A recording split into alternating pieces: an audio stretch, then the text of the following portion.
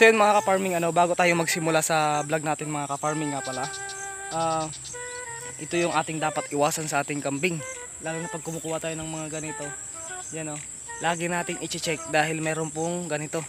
Ito po yung dahilan kung bakit yung kambing natin ay nagkakasakit, namamatay.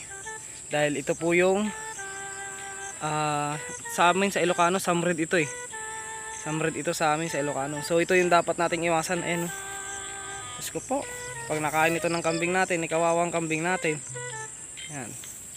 Kaya kailangan iwasan natin tong hindi mapakain sa ating alagang kambing dahil ito ay napakadelikado.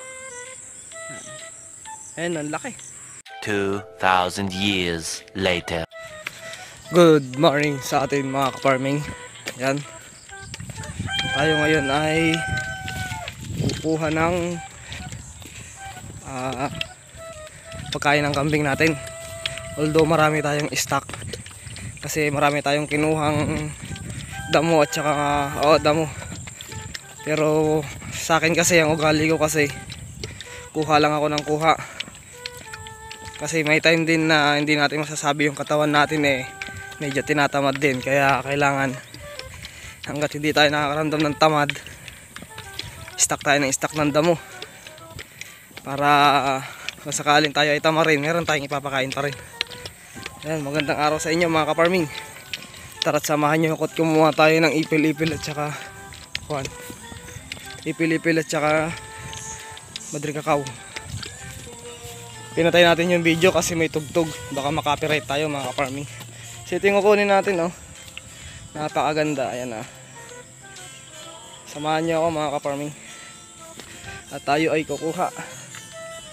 Ayan. Itong kukunin natin ipil-ipil para sa ating alagang kambing. Ayan. Samahan nyo ako mga ka-farming dahil tayo ay kukuha ng madrikakaw. Maganda yung ganitong klase ng madrikakaw mga ka-farming kasi nga bagong tubo lang siya. Ayan, so hindi pa siya naiiklogan ng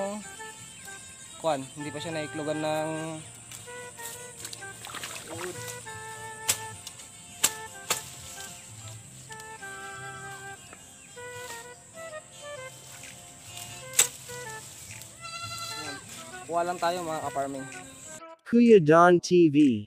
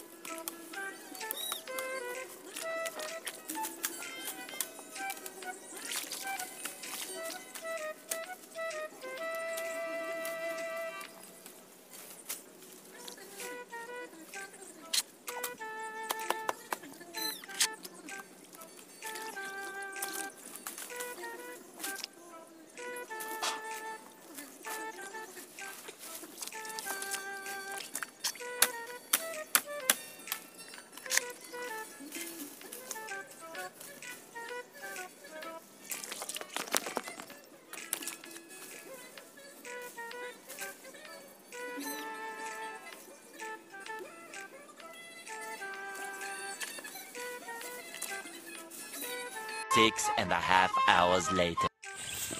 Kuha muna tayo ng iba. Marami pa dito mga ka-farming.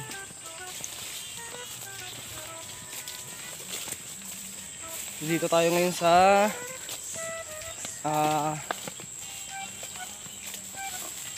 surod. May mga sitaw pa rito. Yan mga tanim na sitaw. Sitaw.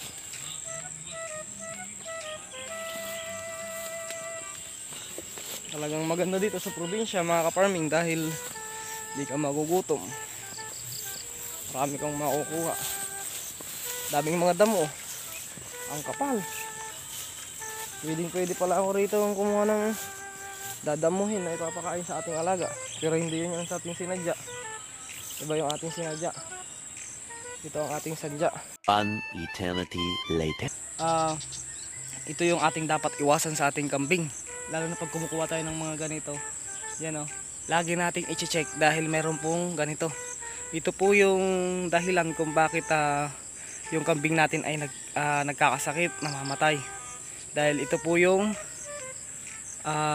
sa amin sa Ilocano, samred ito eh. Samred ito sa amin sa Ilocano. So ito yung dapat nating iwasan. Ayan o. Diyos ko po. Pag nakain ito ng kambing natin, ikawawang kambing natin. Yan. Kaya kailangan iwasan natin tong hindi mapakain sa ating alagang kambing dahil ito ay napakadelikado. Yan. Ayan, ang laki. So dito lang to. Kukunin ko sana ito. Kaya ang gagawin natin mga kaparming, lagi ko naman yun i-check mga kaparming bago ko ipinapakain ng madri kakao, ipil-ipil at kahit na anong puno, na dahon ng puno, posibilidad na kainin ng ating kambing ay talagang chinecheck ko muna bago tayo magbigay ng pagkain nila, kasi nga mahirap din naman na magkaroon sila ng sakit. At doon sa Samsam Red na yon ay talagang madilintikan talagang ating kambing doon. Napakadaming damo din eh. Yan, napakadami. Eray, din eh. Marami. So kuha lang tayo mga kaparming at gusto ko samahan nyo ako mga kaparming. So yun mga kaparming, ganito ang buhay ng magkakambing mga kaparming. Kaya nga hinihikayat ko na kung kayo ay mag-aalaga ng kambing ay dapat yung may lahi na. Kahit hindi man full blood, basta yung may lahi na, kasi malalaki yun kaysa kumpara sa native. Kasi sa native at saka sa may lahi na, parehas lang din ang trabaho, parehas ang pagod nyo, pero magkaiba ang hinihintay nyo mga kaparming. Kasi nga mas magandang hintayin ang upgraded kumpara sa native. Kasi ang native, sa 3 buwan ng native hindi mo pa pwedeng ibenta, pero ang upgraded sa 3 buwan pwede mo nang ibenta. Papatak na ng 5,000 pataas. So yun mga kaparming, nakakuha na ako ng pagkain ng kambing natin at uwi na tayo dahil mainit na.